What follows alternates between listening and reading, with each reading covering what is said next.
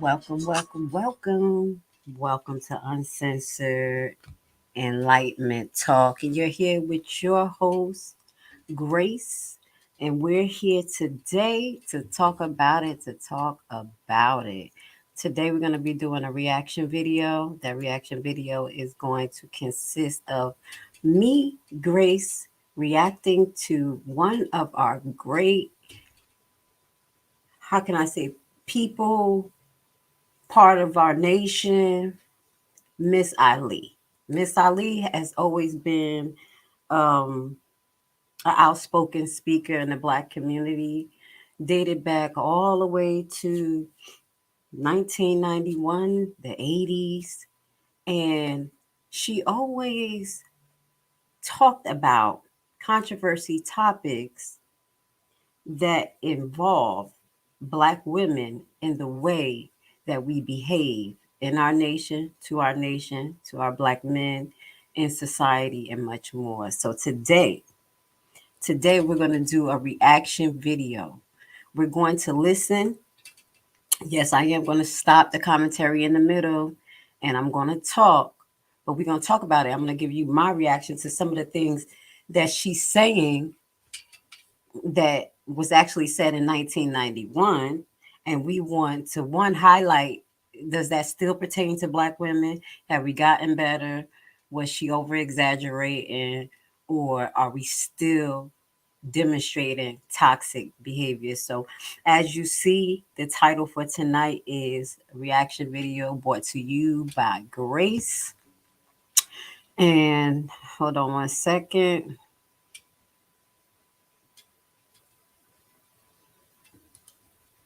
I want to remove that. Yes, Grace Levi.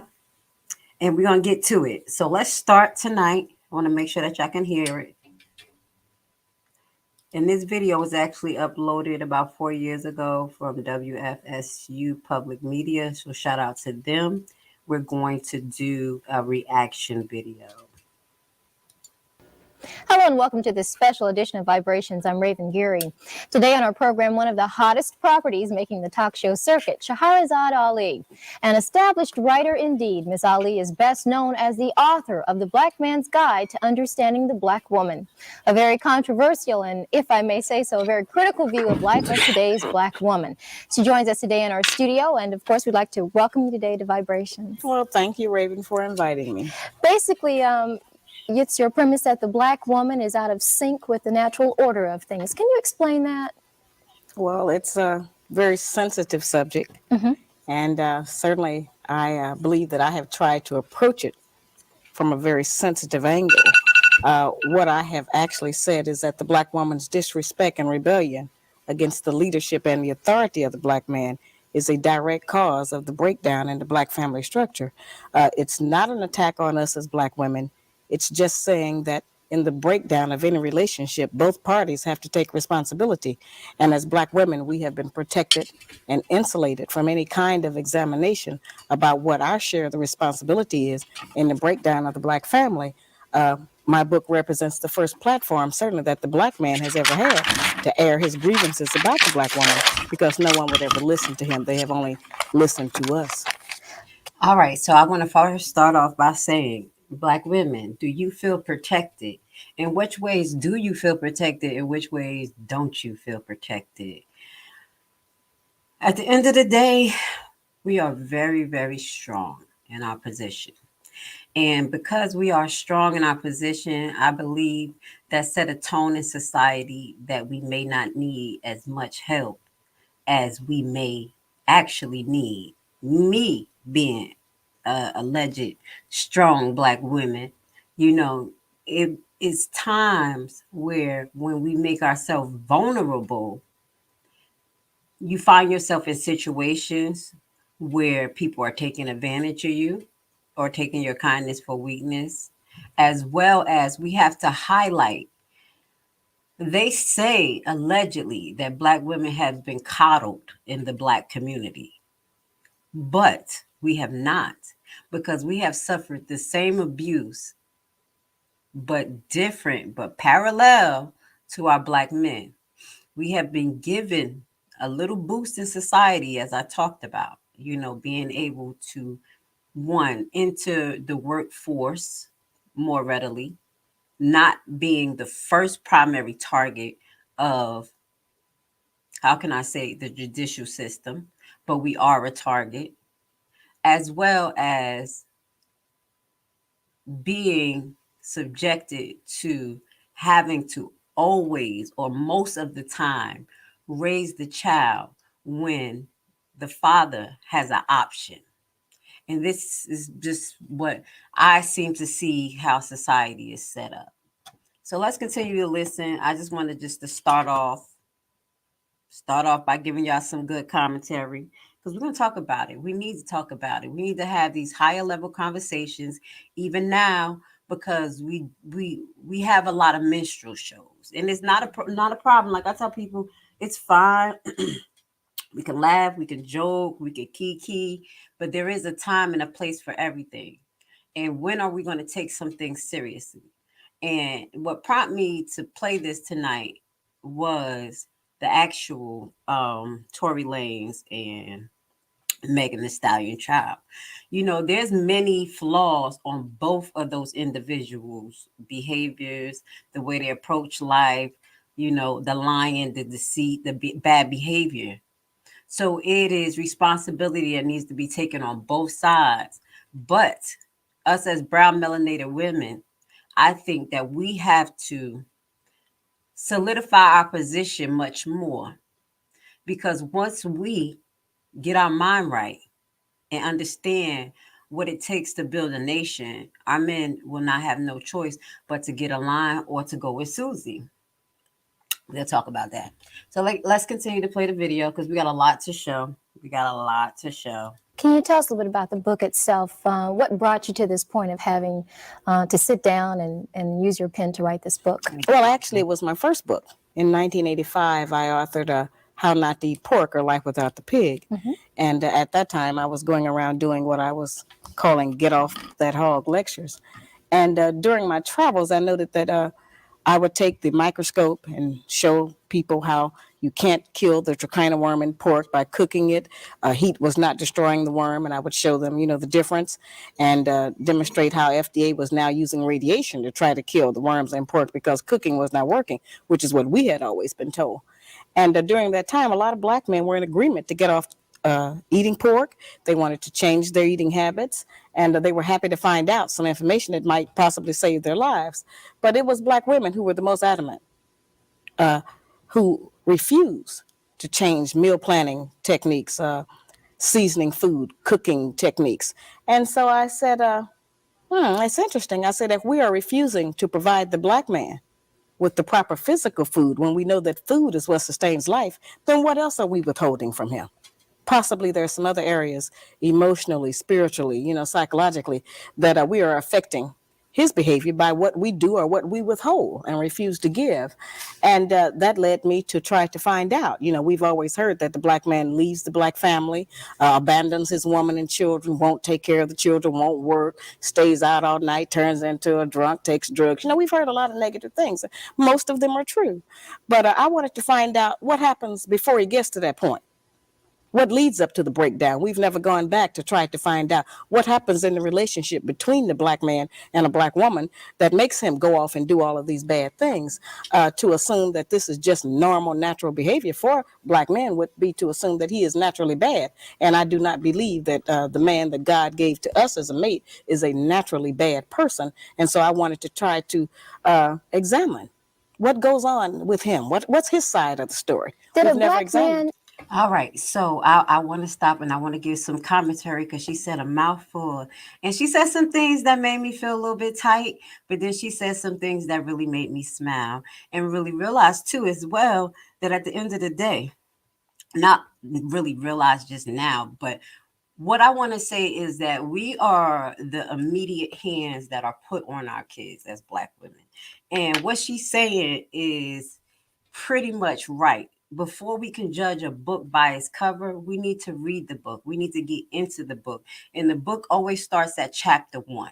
And chapter 1 usually is an introduction, a birth, a beginning. So we need to figure out how a lot of our Black men got to the mentality that they got to. So in some of my videos where I haven't done a lot, but when I talk about us as brown melanated women, we do have to do things to get ourselves together. I speak from a perspective of a single mother. I have a single mother, I have 2 kids. We talk about as you go down the feeds, you'll see I talk about homeschool. I talk about all types of stuff. But with that goes to say, I know that I'm in a critical position, especially with my black son, and even with my daughter, with her not having that male figure, me knowing how I grew up without a male figure and the insecurities that it caused within me, and not only the insecurities, because insecurities may sound like weakness, but black women take those insecurities and we get on a defense. Okay, we have to survive, because when it came down to when master was taking our men, butt breaking our men, making them breed on breeding farms, we had to be the one to make sure that we were still on the plantation. We were still taking care of the kids with whatever scraps that we had, and try to educate them. So it's always been not that default became a strength that end up being a double-edged sword now in society, because society looks at us as though we are too masculine, we are too strong. So we have to find a way to balance that. And I totally understand that, especially when we're in a position where we're raising black men by ourselves. It's going to have to start with us correcting it, because there's a lot of black men out there that I'm going to tell you it's going to take the whole blood of Jesus and Hail Marys to save them. As I say, a lot of people in our nation ain't going to be saved. And that don't even go for black men, that go for some toxic black women, because we're going to talk about both of them today. But what that goes to say, we're going to have to reset it. You know, coming with that grassroots mentality, reset it means it has to start early. We have to change conditions when our kids are being bored, when they're being grown up in the house. Making sure that we have a controlled environment when we have our kids. I know, like I said, we be single, we want to find a mate. We end up having a kid, then have another kid. But to run out into Babylon, or into, how we say, into the carnal world, and think that that's going to build our situation better, instead of focusing on our kids and actual psychological development, and making sure, especially because if you don't have a male in the house and you have to raise a black man or a black boy into a man, one of the first things I can suggest is don't coddle them too much. And I'm not saying be rough and tough, but we have to find a boundaries, because there's a feeling in the black woman. There's a feeling in the black woman, even though we put up this this strength, because that strength can be a false pretense of strength that's hiding fear, especially when it comes to us having to protect our home and protect a black boy that's going to be a man. You see what I'm saying? So let's keep that in mind. There's some psychological aspects when we're even talking about the foundations of family. And also keeping in mind, you're dealing with women who are abandoned. You're dealing with women who've been in and out of relationships, and not saying that they were, going in and out of relationships because they wanted to be fast or whatever. But when you're looking for love and you're dating, especially in this um type of society we're living in, where, like we said, it's free. Do your thing. Don't get in the courtroom and then talking about, they talking about me. Oh, they talking about my sex life. No, because you was out there doing your thing. This is the way society is set up. So people are putting all of these type of bodies on them. They're having all these relationships, still seeking for whatever they seeking, and we're making kids that are turning into men, that are turning into the toxicity that we have in society. So let me continue, because I'm gonna just go in, but I'm gonna let her talk. Let her ask her question. Ask you to write this book? Oh, no, no, no, certainly not. I think they were just as surprised as black women. Many of them approached the title of the book with a little apprehension, because they have not had a a champion. We have never had a black woman who actually stood up and said, I'm standing up for the black man's side of the story. We know what our side is, and both sides are true. We have done some very dreadful things to each other. And I don't exonerate black men, which is kind of a misconception that people have. I just say that we know his side. What about our side? And we do have a side. We have adopted some wrong standards. We are judging our men many times by the wrong value system. We are using his children sometimes against him. We have been told that the only benefit that a black man provides in a home is money. And if he does not give us money to take care of those kinds of financial provisions, that he has no value. And what my research has proven to me is that a black man, any man in any home, provides much more than financial support. The man provides guidance, instruction, discipline for the children, which we sorely need in our black homes. He provides gratification, fulfillment, protection. I mean, there's so many other values, and these values are the ones that are missing in our children today, which is why many black children are in the street, out of control themselves, disrespectful, don't have any regard for anyone. And most of us are scared of them, and everybody else is, because nobody has a way into them to try to gain any control over them. So I maintain that a return to traditional family values, certain clearly defined gender responsibilities for black men and black women in running a home and a relationship will help us to produce a better child. And if we produce a better child, certainly we'll have a better future and a better nation. And saying all of this, and as calling yourself a champion, and having, if I may say, the courage to write this book and stand by it, you've caused a stir. This book is very controversial. What are you hearing from public reaction? Well, I don't think that it's an issue among black women about whether or not the book is true or not. The issue is that I was not supposed to tell. These are inside secrets and things that we have never let our men know about. And many times what is that we say? He can't handle me. All right, I just want to stop right there. I honestly don't think it's inside secrets that we have. I just think that we have a strong disposition and expectations that sometimes as women we don't communicate because we look for our men to be that structure, that strength, that no. Just like she said, in the household is allegedly not the main focus for the man to be the provider, or not just the provider. It's got to be more. It has to be a spiritual. It has to be protection. It has to be knowledge. It has to be structure, guidance. But right now, when you have some of our black men, and I ain't gonna say all of them because I think TV actually portray our black men very wrong. But when you have TV that portray black men as being all over the place, womanizers, jumping from place to place, people like Nick Cannon having kids all over the place. Today is the pagan holiday. And I bet you them kids, all them new babies spending their first Christmas in probably in a dance hall or a hall or somewhere, because that's the only way it's gonna make sense for someone like him to get all them kids in one place. He gonna every holiday have to bring them kids to one place so them kids can have a memory of him. So the structure, the guidance, how do you do that when you're all over the place? So men with 1, 2 kids can't even do it. So I'm gonna pray for Nick Cannon because I don't even know how.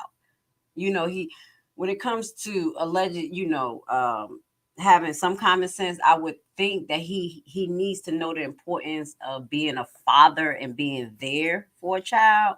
But that's a whole nother story. So what that goes to say, as she said, what she says is right. We do have to look at men for more than just money, because that's what society is setting people up for. And it was so crazy because I was talking to a young lady. Where was I? Oh my God. Yes. Okay. So, new nurse. She was a new nurse. She came in, love her from the hood. We resonate. So, she started talking to me about, just how her generation and how they look at men. And she was like, basically, from the internet, it's like a man is supposed to take care of you, give you money, this, that, and the third. And I'm like, okay. I mean, a man is supposed to contribute and be, as I say, consistent, strong, loving, compassionate, but that's not all it's about. So it made me really think back, because I start to look at the way my kids think and the way I think, the way my grandma think. And I need you to do the same thing, because it's going to make you start understanding what's actually structuring our society, or at least one of the elements that's structuring our society, and that's literally television. And it moves on to the internet, and it moves on to YouTube, Instagram, and influencers, okay, and these stars. And I say that because each generation has their own influence. Now, let me give you an example. Me, I'm gonna start with the corny influence. I'm corny. When I grew up, me in my house in the 80s, because I was born in 83, into the 90s, I was listening, Reading Rainbow, uh, Channel 13, Sesame Street, Big Yellow School Bus, you know, my favorite, what is his name? Uh Man, he used to button up his jacket all the time, and we reading his book. Y'all know who I'm talking about. So I grew up on that type of stuff, Full House, Bill Cosby. And when you remember the Bill Cosby show and Good Times and things like that, it was more family structure, especially with the Bill Cosby era, when they had the college section where people all had college shirts on. So think about that. Some of us in my age, we what we are. We going on 40, 30, 39 right now. We grew up with a little bit more love, a little bit more structure, even coming from the TV. Even though we didn't have our parents there, they was out running, doing their thing. Like my mother, she worked a lot, coming from the islands. Some mothers, they ran the streets. Some was drinking. I was with the American kids, doing my thing, just having freedom. So got to experience a lot. But with that goes to say, it structured me for right now, for the person that I am now. I love to read, I love to learn, I love to explore. And I remember looking at the yellow school bus. A little bit. What's her name? I forgot that teacher name. But and just going on imaginary field trips. So okay, that's the corny part. Then I move on and I think about my kids. And then I'm like, okay, it was a point when I was raising my kids that they were so on Nickelodeon. Okay, y'all know Nickelodeon, and they also had Cartoon Network. They used to sneak and watch with the Adult Swim, and they ain't supposed to be watching that. But even with just the minimum of Nickelodeon, it was one point that I had to stop my kids from behaving a certain way. I told them, if y'all keep behaving like this, I'm gonna stop y'all from watching. It was some show. It was the show where on Nickelodeon, where the kids, they were all at this acting school. Everybody was actors. Everybody wanted to be stars, and it was the one where I'm gonna know these stars' names next time. I'm gonna write their names down because I'm terrible with stars' name. But the one with the red hair, she had red hair, and her name was Kat, and she used to be on a Nickelodeon show, and she a singer now. Y'all know who I'm talking about? Ariana Grande. Yeah, her. So how she used to act like a little bubble head on the show and act crazy, and everybody would be stars. And now I look at my kids, and all they are doing, they do more than that because I homeschool and I'm on their ass. Okay, excuse my language. I don't play no games. But what they love to do with everybody generation, their generation, is be on the internet, want to be stars. Everybody's gonna be an instant star. Everybody dancing and showing their talent, and it's literally a rendition of their formal first years, from 1 to like 6 to 7. Keep it in mind.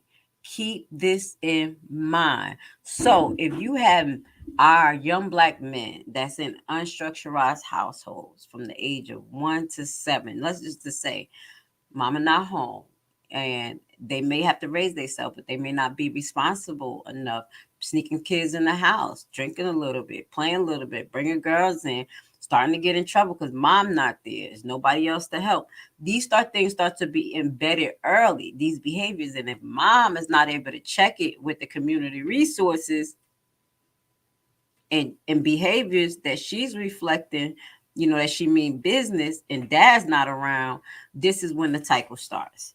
So I know I said a lot, but I wanted y'all to really, really like start thinking about some stuff. We gotta start thinking about some stuff and not just um be so flat surface and say, oh, it's just a surface thing. Black men ain't nothing, and black women is hoes. And no, we can't do that. We're gonna have to do a little bit better. We're gonna have to do a little bit better, and we're gonna start today. So let's listen. Many times he can't handle us because he doesn't know what it is he's trying to handle. He doesn't understand what motivates Sorry. us. We have become very adept, many of us, as being able to do something right in front of his eyes and then convince him that that's not what he really saw at all and that it didn't happen. And so we've kept him kind of confused. Excuse me. Do you realize that there are many bookstores, and in particular black bookstores, that have refused to carry the Black Man's Guide to Understanding the Black Woman? I think that that's been overblown. Right now, the book is carried in over 5,000 bookstores here in this country and about 2,000 abroad. The book is becoming a bestseller in London. And to date, we only know of 2 bookstores in the entire country who refuse to carry the book. May I tell you that there is at least one in Tallahassee? There may be, but and they're lost if they're doing that. The response we got from that book owner was that your book had nothing, absolutely nothing constructive. Was that a woman who gave you those comments? Yes, it was. Oh, how surprising. Okay. Let's talk about some of the things that seem to be upsetting people, or that people are talking there about. certainly have been a lot of things taken out of context. Anyone who's ever looked at me or seen, witnessed some of the talk shows, they actually exploit a lot of issues. They take them out of context. They want to sensationalize them to build up their ratings to have a good show. So I really appreciate this opportunity to just sit down and have a fireside chat about the book. Well, I'm glad without all the fireworks and everything. You say black women, and I quote you as saying nag, nag, nag, and that we are essentially responsible for pushing our men away by doing so. A lot of times we take a position because of our own emotional mechanisms. We harass our men too much. We nag our men too much, and we keep his mind and his head so bundled up and bogged down with all of our personal idiosyncrasies about our day-to-day personal relationship with him, that a lot of times we don't free his mind up to go out and to plan sanely for our future and for the future of our children. Many of them come to us every day and they almost have to do a wind test. They don't know what's going on. They don't know who they're going to meet because we have a lot of reactions. We tend to think as black women that a successful relationship and one where we're happy is one where everything goes our way. And the first time it goes another kind of a way, then we go into hell, turmoil in our brain, and we start deciding, oh, I've got terrible problems with this man. He won't do what I want him to do. When our men have a side. Let me give that side according to Shahrazad Ali, okay? You say in your book, okay, let's and I'm quoting you, on. Okay. The black man in America is the only male on earth, including every continent, who is disrespected by the women in his nation. That's true. This situation does not exist anyplace else among the billions of people inhabiting our planet except here in America. That's right. The other black men, the yellow men, the red men, the brown men, and the white men are all honored and respected by their respective nations. All other women recognize and accept that the man is the authority, the ruler, and the leader. Only here in the United States, in the black nation, scattered throughout the United States, is the black man neglected. That's pretty powerful. And it's absolutely true. We have been displaced. A lot of us don't really understand what slavery actually did to us and how much psychological trauma it did to us regarding what our proper roles are with each other, what our responsibilities are as man and woman in our various communities and relationships. We have never been debriefed from slavery. Not really. We have just, we know we had that history, but we don't know how it affected us. We don't know how much of our actual culture we lost. How much of our ideas were taken from us. We know that our religion was taken from us. We know that our names were taken from us, but we don't know how many other standards of day-to-day life have been removed. And while we have adopted the American way of doing things, they have not worked for us because we have a very special situation. We are not the same as everyone else. And a lot of the people who want us to pretend that slavery didn't exist or to forget about it, they've never been a slave. So they don't know what we're going through. They don't know what this has done to us. It has made us as black women insecure. Why not? That's true. Why not take up for us? Why not write something that says we need everybody to take up for us, and we've always had books about black women. how great and how strong we are. And we are that. I'm just saying that we have used our strength in the wrong direction. We have used it against our men instead of standing up for them. And if we start to support our men and to speak a good word for him publicly, then so many people won't be able to come against him and tear him down. And he won't have to feel so frustrated. And he won't be outside away from us looking for peace of mind with women of other nationalities, because we actually want our own black man. We need him back in our homes, and we want to have one. We're just living in a culture where they're trying to convince us that not only do we not need a man, but there's some other options to having one. And those options mainly are celibacy or lesbianism. There's a All right, there's two sides to that because they're actually teaching our black men that they don't need us. That's why when our black men get to a certain financial level, they go marry outside of the nation, no matter if they're Hebrew, African, whatever. Usually, though, you find a lot. Yeah, yeah. I'm gonna just say it, just mixture of black men from different nations, as we for say, has that tendency to do that as well. So the separation is not just only on the part of the black woman. So we do need to highlight that.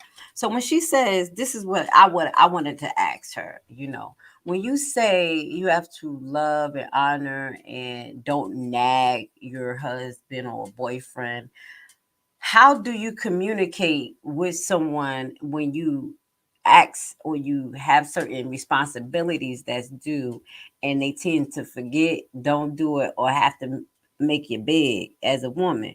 That is the question. And when you have those type of constructive conversations over and over and over, and it may come out as nagging when someone may don't want to advance or change their ways. Okay, so we have to keep that in mind. There is a lot of toxic behaviors in black men as far as being lazy. I'm just going to keep it real. And this is why they want to go to other women who would allegedly work and clean up the household. And not saying you're not supposed to do that, because we do that, but shut up while they doing it, I guess. If that's go to say. But what I'm noticing, and if you really pay attention, even when men go with women from other nations, our black men, they still end up with toxicity if they deal with a Spanish woman. And you know, Spanish women are no disrespect, my boricuas, y'all crazy, crazy, cursing, yelling, and I don't know if it seems to be cute to society the way that y'all go off. But if we go off like that, we terrible, we toxic, we masculine. White women, we have some where white women who behaves as though or try to mimic what they think a black woman is and be more boisterous towards their boyfriend, black man, you know. But I do notice that regardless, there is always a sense of disrespect towards black men, no matter who deals with them. And that is from black women too, because I had an example. Like, I have a friend. So my friend has been with a white man for about 10, 15 years.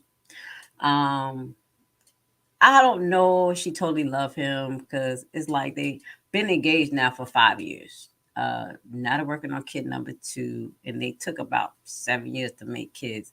And I know from the way she grew up, she's kind of bored or raised to marry for comfort, not only for looks. Okay, so what that goes to say, that's that situation. Now, we wine before all the kids came and everything. We was chilling at the pool, having fun.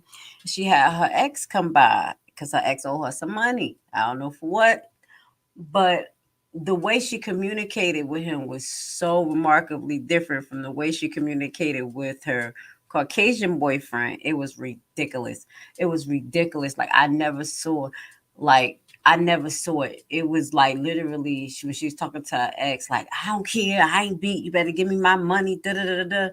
And then when it came to the other guy, um, I'm gonna give him a different name, Sean. Like Sean. Okay, let me give you an example. One day we were out, and Sean, I guess, depended on my friend to get the water because we was at a cabin and we forgot the water. We was at the cabin in some woods. So he was like, "Hey, babe, where the water at?" Da, da, da. And she was like, "Oh, I thought you put it in there." And he was like, "No, I told you to put it in there. Oh my God, what was you thinking? What was on your mind? You don't even think. What is going on with you?" And I looked at her and I looked at him. I was like, what the hell is going on? Now, mind you, she a Caribbean woman. And it's the same woman who I said had all that smoke for that black man. But then she was just like, nothing, nothing, nothing, nothing. And I said, oh, I just said nothing. I just looked at them and he knew when I looked at him, don't go too far, baby. Don't go too far. I'm gonna see how far she gonna let it go. But me, you better not look this way. So I do see a marked difference the way society treat black men to other nations. But it's hard to hold our black men into esteem when you're walking around here with your pants hanging down, you still looking like you a teenager. And that turned me off. That turns me off. I'm from the hood and I love my people who I grew up with. I love you guys if you ever see this. But what I don't like is 40-year-olds, 45, wearing skinny jeans, sagging at the poppy store in the front of the poppy store like this. All right. Mm-mm-mm. You are not winning. You are not winning. We have to mature. So compare a 42-year-old man standing at the poppy store with some tight Durango jeans and booty hanging out, tight shirt, Balenciaga shirt, and whatever with your hair. And then you see somebody else, got some decent pair of jeans, maybe got some Morris on. Y'all know what Morris is. Maybe got some grown man shoes on, like like kind of, some Swayze stuff. Maybe throw a little button up. You ain't even got to throw a button up. Your shirt just ain't got to be that tight, and maybe you just a little bit more mature, which the way we carry ourselves. So when you come off to a woman where you're trying to be young and you're acting young, like a baby, like a child, a black woman gonna treat you like a baby, like a child. We're gonna treat you the way you look, and I think that too. Black women, since we became, how they say, masculine, we became visual creatures too. So when we see you looking like a child or behaving like a child, we're gonna treat you like a child. So it's a two-way street here. Two-way street. So are we disconnected from men? I think there is a block. Is it definitely a block in our vision, our thinking, our connectivity through compassion? But we are also, how can I say, tainted with the European standards, as she mentioned. We have these European standards of things, and in the back of both of our head, we're comparing them to our mate to European standards. Maybe the woman like, oh, he ain't making like the money like my boss. Boss making 300,000. Look at him, he can't even make 42,000. This is I'm struggling, and a nine. Our white men being at the job being nice. Well, let's say just the boss. Okay, and it's probably one black boss there because it ain't many of us, but we still got that because we in America and we think we could just anything is possible, but that's a dream. Anything is possible, but there's a lot of systems that set up against us. It's a whole nother thing. So we're looking at our men like that, and then you have our men looking at women, looking at us. Not only do we got to be acting like Becky and being passive and taking care of you and swabbing the knob and being acting promiscuous, but don't be promiscuous. Y'all want work, but don't work. Y'all want strong, but act weak. It is a little bit too much with our black men. I'm confused. So I respect what she's doing, but I really think that she has to focus in on because the topics about our black men, I think, is very surface level. So our black men has been attacked a lot, and we have been uplifted, and black men has been uplifted too. But we have to go a little bit deeper. So come on, let's keep this conversation going. We're gonna keep this reaction video going. I want to say thank you, thank you, thank you for being with me. My light is so bright. I'm gonna pull it back too. I'm gonna play the video. An old saying that says, charity begins at home and spreads abroad. And Absolutely. in your book, you say that we are not bringing up our daughters and our sons in a correct manner to respect their fathers. No, we're not. Unfortunately, as I say, since money has been used as the measure, many times if a black man does not have money to give us, we won't even let him see his children. We won't let him spend any time with it because he does not give us whatever the child support is. And I'm not saying that we don't need money to raise a child, but I try to explain to black women that raising a child consists of much more than feeding, clothing, and sheltering it. That's maintaining one. To raise one, you need a return of the parental coalition of the father and the mother to put the proper values into the child. Many of our boys, when we raise them alone, they grow up with the female emotional mechanism. They are suspicious, they are doubtful, they're disrespectful of womanhood, they are bitchy, they can't make a decision. They bitchy. And many of our girls who grow up in a home where there's no man present, they go out into the world and try to mate. They don't have any idea how to live with a man day to day, how to prepare a proper meal, how to be a mother, how to just be in love in the home. Most of what our people and our children especially have learned about how you have a relationship, they learned off of television. And television doesn't represent our needs. And You see exactly what I just said. A lot of our instant learning took place from television because our parents wasn't around and they didn't see the significance of things like homeschooling. Okay, like taking your life, your child's life in your own hand and not letting the system raise them. Setting values, knowing, having a culture. We didn't have a culture. People keep saying rap is a culture. Rap is our culture. The black culture is not, especially when it's being shaped by people who pretending to be us that want us destroyed. Hint, hint. Something you need to just take a little message. Message. Okay. Get it while it's hot. Okay. With that goes to say, we have to understand what culture is, and one of the things that I have taken it upon my self to do is to make sure that my kids grow up with a culture, especially when being born in Brooklyn, raised in Jersey, having a Haitian and Bayesian background, not knowing what was my true nation or my heritage. I was just taught certain things from being Haitian from that side and being Americanized and always with my American friends. And what that goes to say, that was not culture still because my grandmother wasn't teaching me a lot of Haitian values. Both my grandmother, my Bayesian side of my grandmother tried to, put the church in me. And what that goes to say, I was able to find God. But when it came to culture, values like this is what we do. We eat these type of foods. This is good for our DNA, good for our skin, living in this area, using this type of stuff. These are things that are called culture. Culture, establishing culture norms, okay? Songs, behaviors, that's culture norms. And no, I'm not gonna say songs. Let me just take that out. Backtrack. Woo, I wish I could rewind that. How can I say, but not, yes, songs become part of the culture, let me say that, but the toxic shit that we got, baby, that's of the devil. It's of the devil. I love the beat though. What can I say? So let's finish listening. And so a lot of the confusion has come, from outside agencies that we have not recognized just how detrimental it has been to us as a people. Can I play devil's advocate for just a Well, I moment? wish you wouldn't, but I know you must. Go on. What if I am a good wife? Mhm.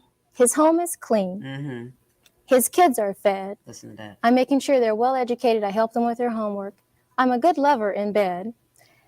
I help him with the finances. And I say, look at that. He still took a walk. Well, that's something else that's been confused about my book. I advise black men and black women. I certainly tell men that if you are with a woman who you have been with for 5, 10, 15, 20 years, 6 months, 2 weeks, whatever it is, and that woman refuses to cooperate with your ideas, does not want to get with your program of right, whatever it is, then I tell those men, get rid of that woman and get another one. And I tell black women the same thing. If you are with a man that you cannot be in agreement with, then get rid of him and get with a man that you can be in agreement with. If the man Well, let's just stop real quick. She said, because if you can't get with my program, you got to go. And that's what we're talking about. What is the actual programming? What is the programming that Black people are subjected to, and we're imposing it on each other? That's what we have to pay attention to. Back to the Meg the Stallion thing. What are the programming we're putting in Black young girls when you're riding a boat? I knew some girls who literally got injured. Well, I didn't know them. I saw them on TV, falling off the car, things like that, injuring themselves. Really, like you're in the middle of the street, your legs are wide open, and your butt is in the air. This is part of our culture, and I know other nations mimic us, but this is the trends that we setting. When I see women open up, bend over their legs and do bust it open, that's the most disgusting thing. That's the most degrading thing a woman can do to herself in public. Any sexual position like that should be kept in the bedroom. If you want to rig in a bed, that's cool. But to be out and then be like, oh, why are you talking about me? People need to have respect. Oh, I'm not a influencer to other people's kids, but you're on national TV busting it open. That's what we're saying. What is the actual, what is your norms? What is your expectations? And that's a problem. Because you can't just say, oh, well, if you can't get right with my program, you got to go. What if your program toxic as hell? What if you're going straight into a brick wall, going a million miles per hour, and you don't know even your beginning to your end? So let's keep that in mind. you're with is not treating you the way that you want him to, and you feel that you have put in enough time to demonstrate your commitment and your sincerity of efforts to try to make the relationship work, I don't tell people to just stay in that relationship. I'm trying to teach us that we waste a lot of time being angry with each other and being dissatisfied in relationships. Get out of it and get with one where you can be happy. You say that the Black woman would like to be a clone of the white woman. Many of us, yes. That's unfortunate. How do you see that? Well, that's something that was almost accidental, I'd have to say. See, the white woman has been the only mentor that we have had of a female. We've seen her every day of our life on television, every magazine, every newspaper, every commercial. You know, it's just been her face, her body, her image, whatever it has been in front of us. And so today we have the results of that. We have Black women who are trying to dye their hair blonde, who are wearing blue and green contacts in their eyes, you know, who wear tons and tons of layers of makeup. Hold up, let's stop too.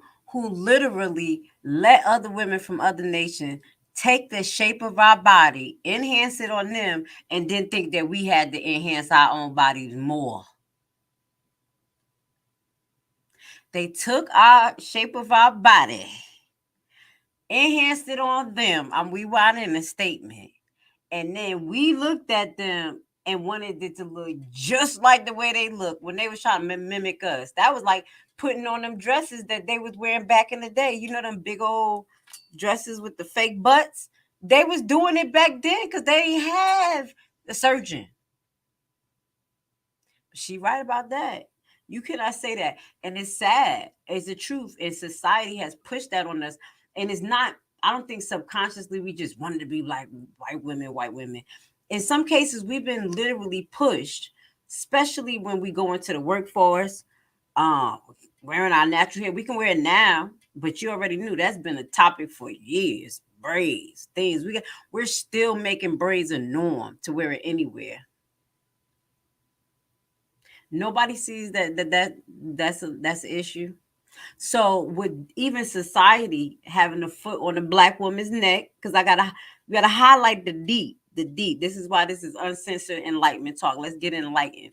It's not just white Black women wanting to be white. We want to survive. And whatever the path of least resistance, that's where we go. I'm gonna give you an example. Like Well, I had dreads in my hair for a long time, so I really didn't care what I wore to work, being in healthcare. But when I cut my dreads off, it was like my hair, I couldn't figure out what to do. So I was just throwing wigs on it for a while till my hair grew. And now literally just now after 2.5 years of cutting my hair, I just now wear my hair up and out. Yeah, at work. Usually I'll put a wig on. So I don't know if that's a society thing. So I don't want people to be all in my hair, or I didn't want my hair messed up. But we have other pressures with us as Black women. So I don't want to just say we want to be white women. But then when you look at the Botox thing and you look at the BBL thing, they're literally mimicking our body, and we're doing it. We're doing it. We're mimicking our own body. Yeah. Who have changed their voice, who have hair weave so they can have flowing long hair blowing in the wind, like Brooke Shields or She's somebody, so beautiful. And so that's been an accident. And as a result of us doing that, we have also adopted the women's liberation movement goals of wanting to be liberated from the man and have some kind of pseudo equality. When while that may be true of the white woman and her plight with the white man, that's not really the Black woman's business, because we haven't been under the control of the Black man for over 500 years. So Now, what I will say, I might see this was supposed to be just a badger to my Black women, but I can't even just do it, because what I will say is that there was a time, and there still is a time, where in the Black community we didn't talk about abuse, sexual abuse, and things like that. And sexual abuse was highly ranked amongst our uncles, the males in the family, and the physical abuse. There were times where in the 80s and 70s, Black women didn't, and before that, they couldn't even report the abuse. So you understand the abuse cycle the way it goes. If you're gonna get abused, you're gonna abuse somebody. So when a Black man did not have power in society, he will come home and exert that power on a Black woman. And that caused that division to heighten, where you had some Black women that had no choice but to get from under the thumb of a Black man who was physically beating them, sexually assaulting them, financially raping them, things like that. I'm just going to keep it real. It trickled down on us because of the way society was treating them. Tell me, am I lying? Tell me, am I lying? so what do we have to be liberated from him from? Is there something wrong with trying to make yourself look better or more Well, appealing? it depends on what standard you're using as being the goal of looking better. Uh-oh. If we think to look better is to put on a ton of makeup and have blue eyes, then there's something wrong with that. But if we think that to look better is to certainly get a better spirit in our heart, and to work every day to become a better wife, a better mother, better friend, better sister, then those values and attributes alone will make us more beautiful than we are now. Mm-hmm. It's true. How do you feel about the fact that many people accuse you of wanting to see the Black woman at a point of submission? Is that where you want to see a Black woman in the 1990s? Well, it depends on how you define submission. Those words have a tendency to have a negative connotation for us because of how they were used against us during slavery and what we connect them to. But actually, the kind of submission that I'm referring to just means cooperation and agreement. I don't think that anybody could say that I represent a woman who is subjugated in any kind of way. I don't think that anybody could say that my personality sounds like some man has me somewhere crawling around on the ground or walking 10 paces behind him. So I'm not representing that. I'm representing strength. I'm saying that we have a lot of power. We have power to make heaven and hell for our men. Yes, and I'm saying, let's try making heaven. Let's try to build him up. If a man has his woman behind him, he will believe he can do anything. And all we need to do is to get our men to believe that they can do anything. And he'll be able to, do much better than he's doing now and come out of the pitiful condition he's in. As I said, I'm not exonerating him. I'm just saying that all of that strength that we have, let's use it in a more positive way instead of just going for self. And I could agree with that. And it's going to be a little corny, but I'm going to be honest. When you approach someone with more compassion and love, you get them to see it a little bit better. And I cannot say me as a Black woman don't have emotions and people don't get me riled up. But when you're riled up, it's not received as well as received when you're more calm. You know what I'm saying? And you're able to execute things a little bit better. So, with that goes to say, we do have to practice more support. Like, okay, I'm going to give you an example. So, my son, you know, just try to do what he want to do, just to be all over the place. You can do what you want to do, but it's all over the place. You all over the place. You forgetting stuff, shit ain't done, dishes all over your room, shit like that. So am I gonna nag, nag, nag, nag, nag, or I'm gonna talk to him, continue to redirect him, and talk to him from a place of compassion. Now, compassion is not, please, baby, please. No, that's not compassion. Compassion is going to come from a logical place of unity, collective unity. Because Kwanzaa is coming up. That's one of the words of Kwanzaa: collective unity, family values. So instead of me keep yelling and yelling and yelling, having a conversation to say like, "Yo, you see what you're doing? You don't clean up after yourself. You don't clean up after the house, and after your stuff in the house, which cause us to not only live in a dirty environment, which affects everybody, but maybe have bugs. Your thing is not going to just affect you; it's going to affect us, as well as if you don't do what you're supposed to do, you're not going to be able to solidify your future with being all over the place. I ain't gonna say, "Oh, you all over the place. You ain't gonna be shit. You gonna be running the motherfucking street." Da, da, da. You see what I'm saying? Did you see the difference from the first way that I expressed it versus the second way?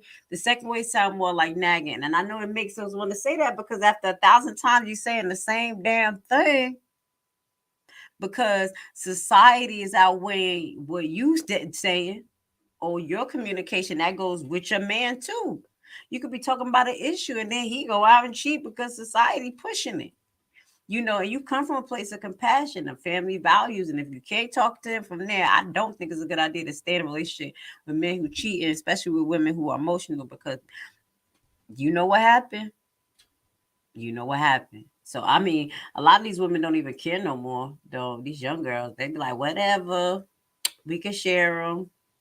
But me, our age group, baby, you in trouble. You're done. Okay. So we're just gonna finish a little bit more of a little bit from Miss Ali.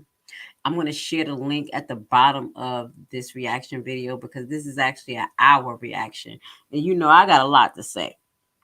So I don't want to drag this out for 2 hours. I know this is still a holy day, or not even holy day, how you can say hell day for the people to celebrate. I was gonna do one on Christmas, the real Christmas. Y'all was gonna be like, y'all gonna go to sleep. But whatever. One day y'all gonna get used to me. Y'all gonna love me. Y'all gonna love the content because y'all gonna be enlightened because you're gonna get tired of the trash. People taking y'all emotional roller coasters. At least if I show you something emotional, you're gonna get through it. You're gonna build, and it's gonna make you a better person instead of you just on emotional roller coaster and it does nothing for you, like this Meg and Tori um thing. I wanted to talk about it because I wanted to talk about it from a legal stance because I think that black people need to think a little bit deeper.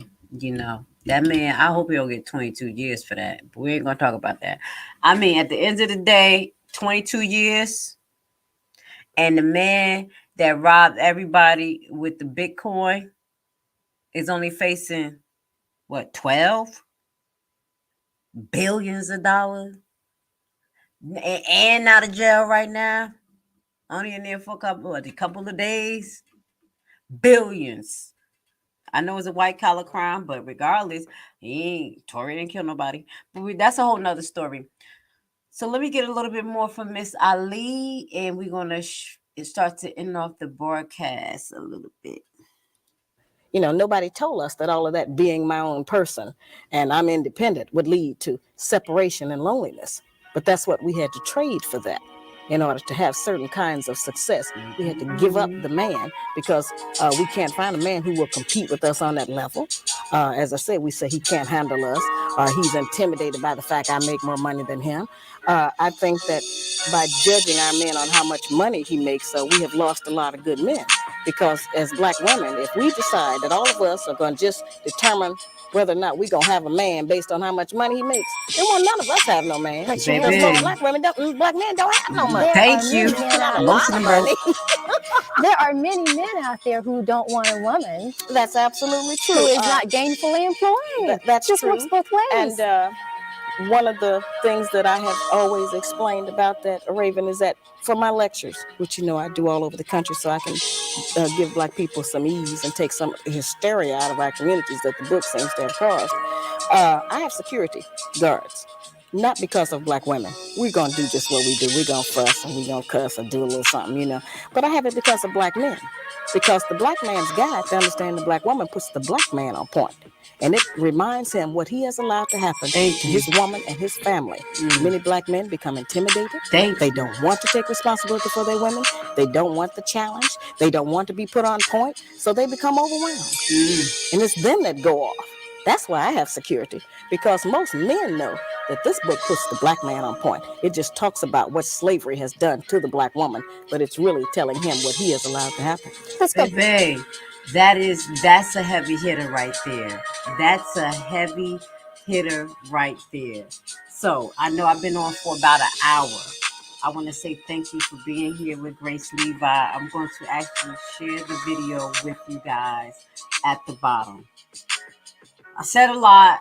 We're going to do more broadcasts like this where we're going to actually talk about things that affect the Black community, things that can bring us up instead of having us going around in circles. Some of the topics, some of the things that we brought up today, I know it made you think a little bit different, especially about our parenting approaches as women being in a single household, us having to, just be a little bit more reserved with our body parts because we're raising Black men, that we want to respect Black women and love them.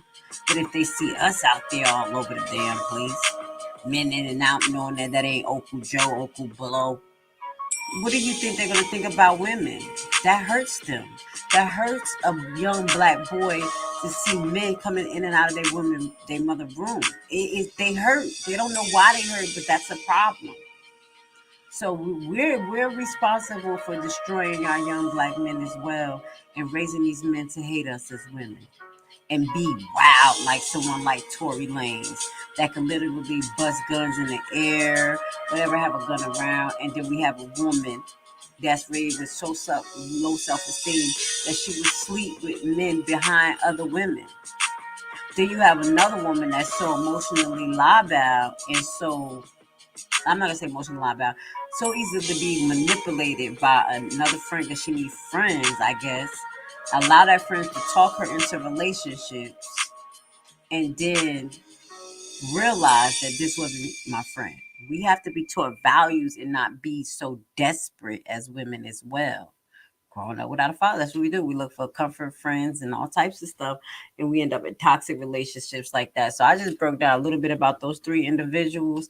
I'm gonna say I prayed for actually Tory Lane's family, his son, today.